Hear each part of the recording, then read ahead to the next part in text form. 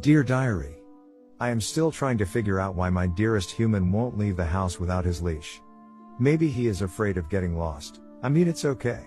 I kind of like showing him around, but having this responsibility can sometimes be overwhelming. What would happen if he forgets his leash, and I have to chase after an evil rabbit to protect him? Would dearest human find his way home? This is too much. I will pee on the bed for Here comes the boy! Hello, boy! Welcome! Here he comes! There he is!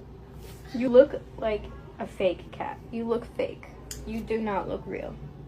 Oh, I'm sorry. That was a compliment. That was so mean.